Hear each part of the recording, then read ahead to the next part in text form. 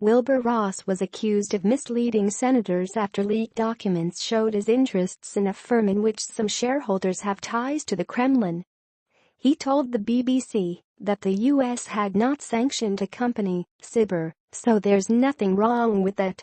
Mr. Ross also denied he had failed to disclose the information.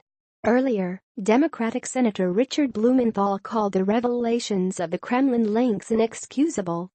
They come as part of a huge leak of financial documents, dubbed the Paradise Papers, revealing how the powerful and ultra-wealthy, including the Queen's private estate, secretly invest vast amounts of cash in offshore tax havens.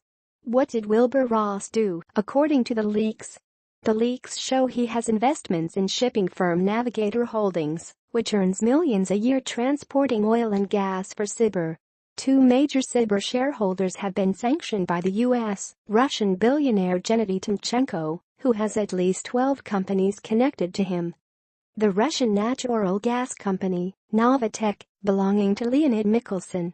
Another key Sibur shareholder is President Vladimir Putin's son-in-law, Kirill Shamalov, who holds a 3.9% stake in the firm. While he is not subject to sanctions, his father, Nikolai, is. Mr. Ross has not disputed the revelations, telling the BBC there's nothing whatsoever improper about Navigator having a relationship with Sibur.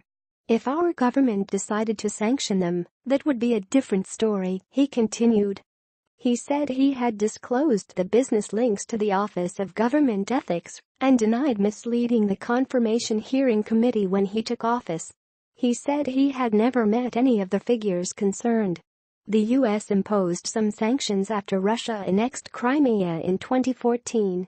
Others were imposed last year for alleged interference in the U.S. presidential election. The Commerce Department earlier said Mr. Ross had been generally supportive of the administration's sanctions of Russian and other entities. What's the problem then? Prior to being confirmed in office as Treasury Secretary, Wilbur Ross did not reveal to Congress the full details of his company holdings.